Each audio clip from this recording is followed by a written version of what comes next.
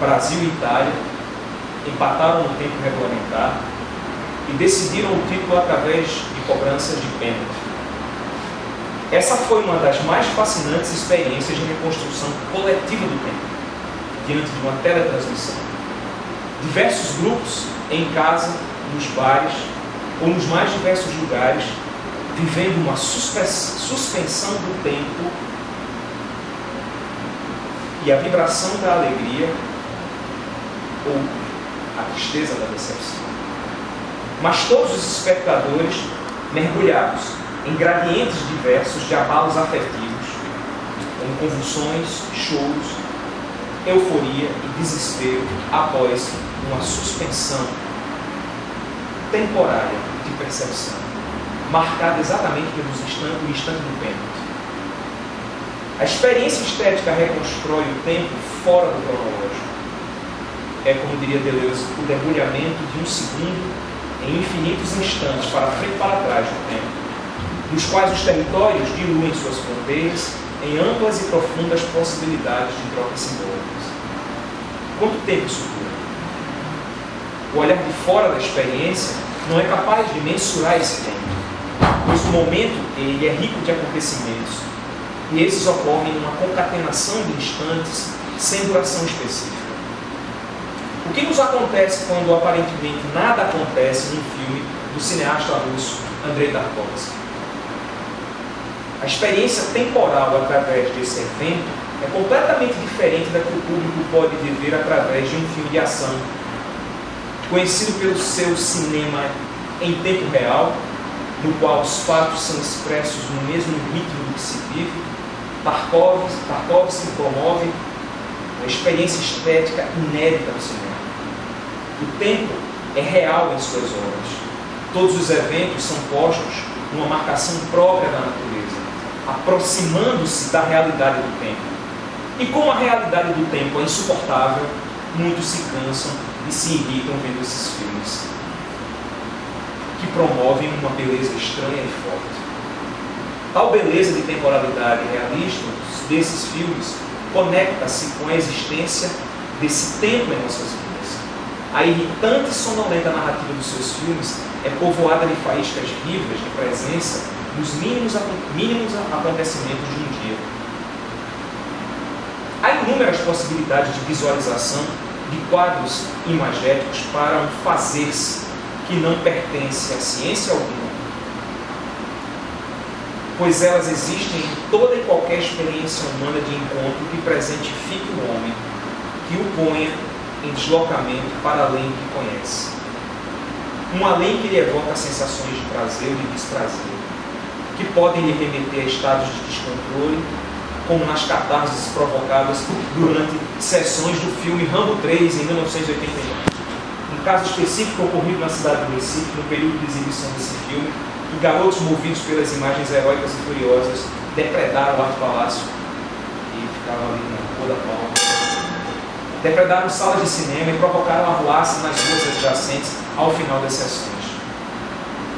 Obras com efeitos coletivos não chegam a ser novidade apenas na era dos mass media. O livro Sofrimentos do Jovem Werther, de Goethe, publicado em 1774, comoveu uma geração inteira, levando muitos jovens melancólicos a imitarem o personagem principal, usando calças amarelas e coletes azuis, e alguns até a se suicidarem. Experiências estéticas ou sensíveis trazem elementos instigantes ao campo da comunicação.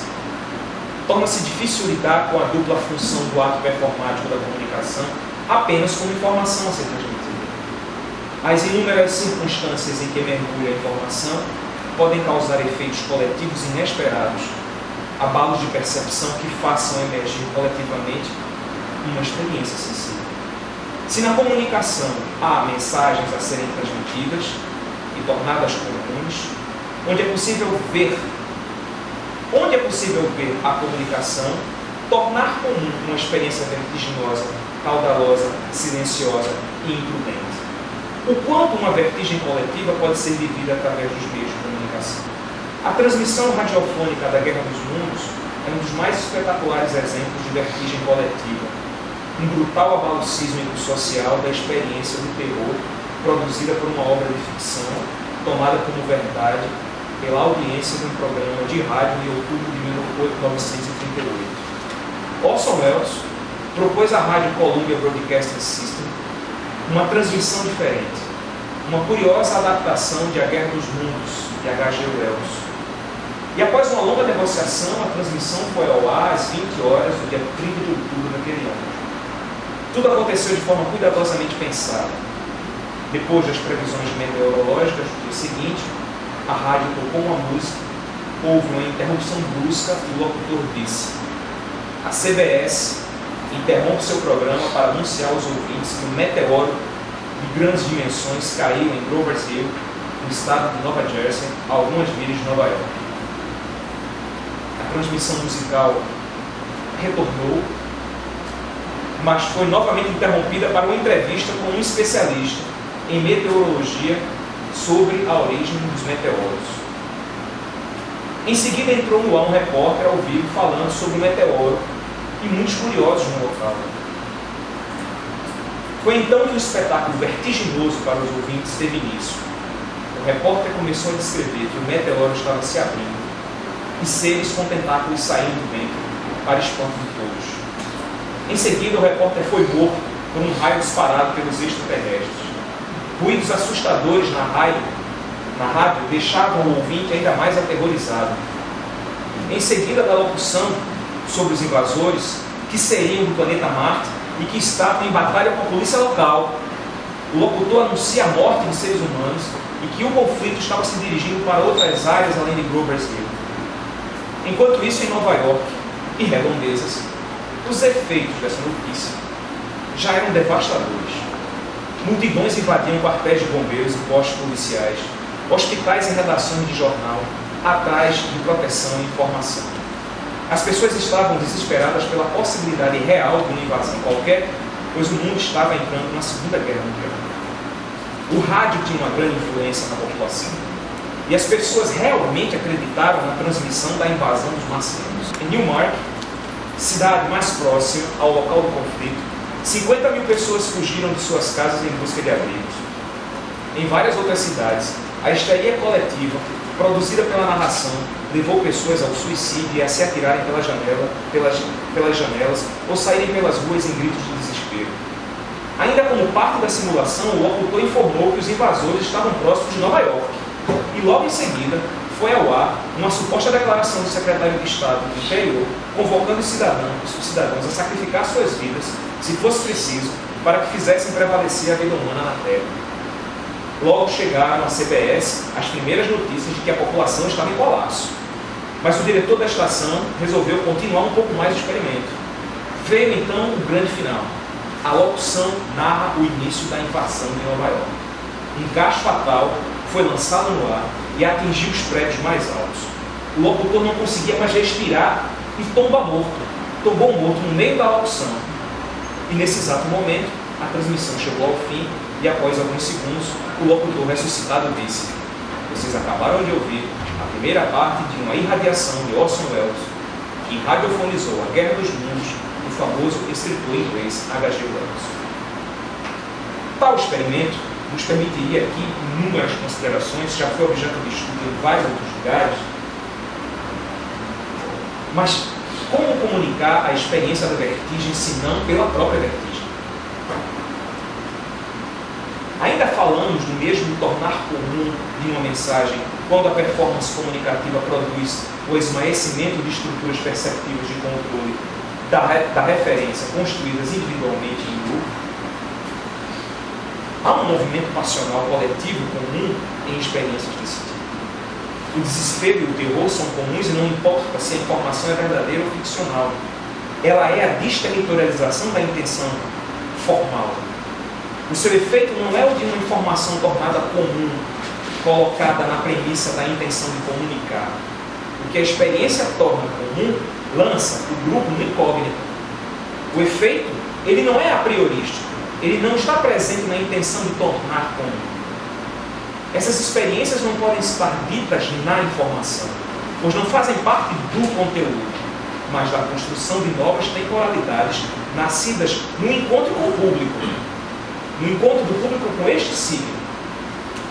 Os abalos não existem antes da experiência, A informação pode trazer virtualmente uma intenção da provocação, mas o acontecimento ou não de seu efeito é fenomenológico. Ou seja, é completamente dependente do encontro. São experiências vividas em tempo real e que deixam seus ecos, suas intensidades. Elas compõem nosso repertório de manifestação do objeto comunicacional, que se apresenta de forma amplamente complexa. As emergências do fenômeno possuem infinitas conexões codependentes, o que recoloca nosso objeto diante de uma contextualização problemática, que reconfigura para o nosso campo o sentido de tornar comum, de partilhar uma produção informacional. Informações carregam conteúdos, que são potencialmente provocações. Essas carregam experiências sensíveis e temporalidades. Ambos os movimentos fazem parte da mesma performance comunicativa, mas enquanto um é elaborado para formar um sentido informacional comum, a experiência sensível, que pode nascer de uma informação, não informa conteúdos, mas deforma sentidos.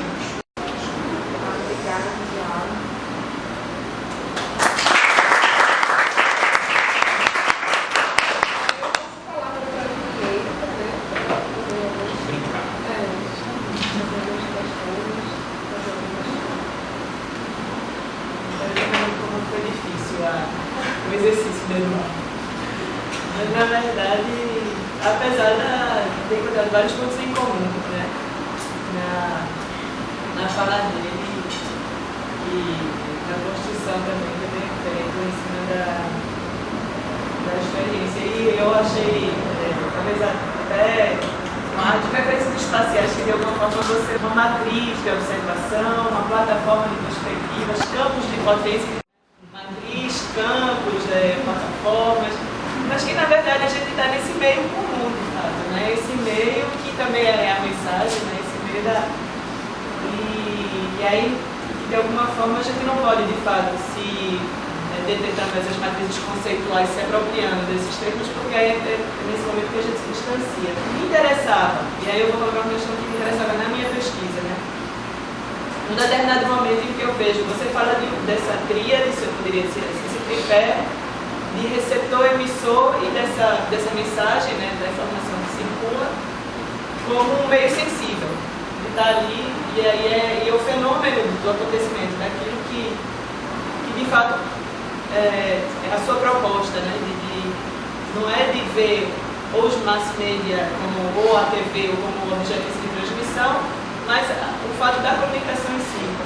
E dentro da minha análise eu vi um pouco essa questão do espaço e do homem, essa relação de identificação e dessa construção de uma camada extra que a gente poderia chamar como um ecossistema de ideias, ou como Edgar Morin fala, de uma nosfera, de algo que de fato é uma construção social e que faz parte dessa construção coletiva, né? Eu não sei se você chega a ver essa experiência coletiva ou essa performance, essa relação, na definição de um grupo social, dessa construção de ambiências de alguma forma, porque nessa narrativa, o exemplo do jogo de futebol, a gente sente que é essa histeria, né? Isso que você fala, ela constitui de fato uma nosfera, como se a gente estivesse dentro de um campo, de fato.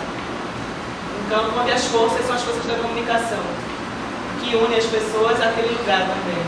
E nesse caso especial da narrativa ficcional, e aí me lembrou muito também aquilo que aconteceu na primeira exibição numa sala de cinema, né, dos irmãos Lumière, quando o trem está entrando na galha, né, e as pessoas que estão ali, é uma ficção, mas o nível de realidade se misturou tanto que elas saíram correndo da sala porque elas acharam que o trem de fato ia chegar ali. Então também quais são essas fronteiras assim, então ficcional da comunicação para a realidade perceptiva. E que fronteiras são essas, ou como trabalhar elas, ou por que elas não ocorrem algumas vezes? De formato interior, né? Então eu estou sempre fazendo referência a essa metáfora espacial, esse interior que se forma. Informar, né? Formar de dentro, assim, se vamos pensar nessa... Então, dentro de um corpo, na verdade, quando você tem receptor e emissor, e a mensagem, essa mensagem une esses dois elementos, né? Os dois sujeitos, mas os objetos e o e o ambiente da comunicação em si. Então, se essa formação do interior, isso não é algo que também reforça esses laços de união. Cara, uma das suas ideias, ou quando eu pergunto para você, você me pergunta, é aonde não joga, né? A gente não sabe muito bem se está conseguindo ser claro quando pergunta, e nem se consegue se o outro, as tábuas que são lançadas, né? E se o outro compreende o que a gente está perguntando. Mas aonde você me joga, quando você pergunta sobre essas ambiências e traz a imagem do Mohan com a atmosfera, eu creio que essa tem sido uma preocupação, a preocupação que eu estou dedicando à minha pesquisa agora. Na verdade, foi o Michel, no caso, que me chamou a atenção, agora em 2012, sobre a experiência sensível como um portal do imaginário.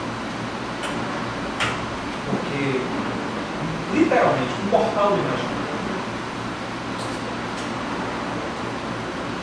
Aí, nesse sentido, quando a gente vai falar sobre isso, a experiência sensível como um portal do imaginário, então o que é que dá vazão? O que é que de fato dessa ambiência da noosfera vaza quando os jovens assistem Rambo e destroem o palácio? O que é que da noosfera vaza, mina, aflui nessa dimensão atual, quando na expectativa do gol, quando a torcida está ali naquele instante? A não ser as motivações que no imaginário levam aquelas pessoas a estarem juntas, eu não saberia muito dizer. Cada caso talvez fosse motivo de uma profunda pesquisa de mitemas que estão por trás dessas provocações. Mas o que eu acho talvez que seja mais desafiador hoje, Julieta, é tentar metodologicamente aproximar-se dessa noosfera e saber de que maneira é possível tratar dela. Porque, de fato, todo o repertório que a gente tem de análise de imagens não dá conta. Pelo menos o mais clássico, ele não dá conta. E como nós estamos falando de algo que acontece pela sensibilidade, mas faz fluir uma grande quantidade de imagens, como é que, através de que tipo de repertório metodológico se pode fazer para a aproximação desses lugares? Isso não consigo mostrar. Temos muitos conjuntos teóricos, né? Quando Edgar Morin vai lá, no método 4, falar exatamente do lugar da atmosfera como um lugar criado pelo homem e que cria o homem ao mesmo tempo, como aquela mão do Escher, o desenhista que desenha a mão que desenha o desenhista, né? Edgar Morin vai fazer a referência exatamente a isso, como a relação que o homem tem com o universo mítico. O universo mítico ele é profundamente criado pelas nossas narrativas, pelas narrativas que se deslocam para a dimensão do imaginário. E o que é um arquétipo, aliás, o que é um mito, se não um arquétipo narrado.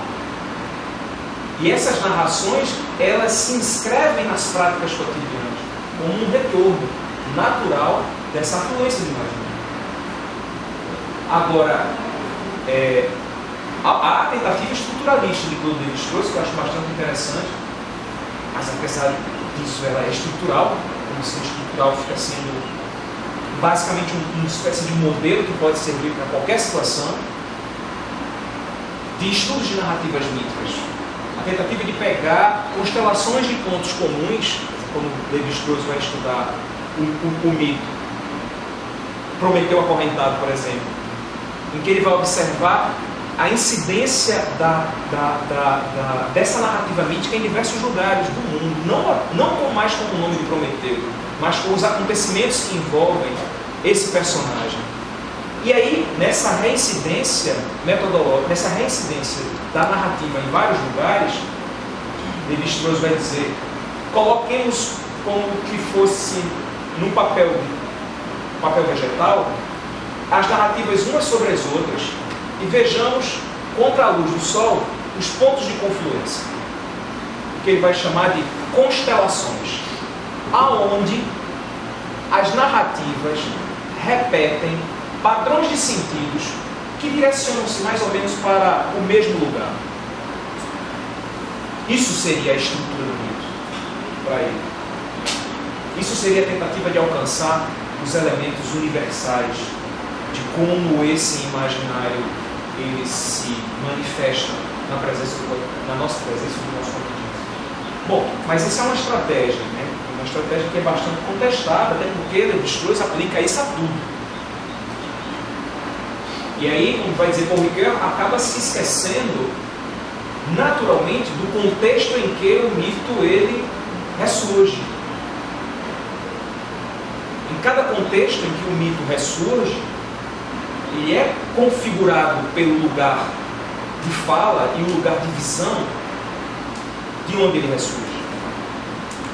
Então, quando Paul Ricoeur vai falar do arco hermenêutico, para ele é fundamental que o lugar da pré-figuração, ou seja, esse lugar do pesquisador que olha, seja considerado como ponto de leitura. Porque o leitor ele não é um personagem que tem a verdade no lugar da sua fala. É apenas um ponto de leitura, um lugar de visualização. Então, sempre tem sido, agora sobretudo, tem sido um momento interessante para o grupo de pesquisa exatamente isso. Como é que a gente consegue, já lendo sobre o AT9, mas o AT9 é bastante ligado ao autor das imagens. Inclusive, alguns autores em comunicação tentam fazer um estudo de aplicação do AT9 na obra de fotógrafos.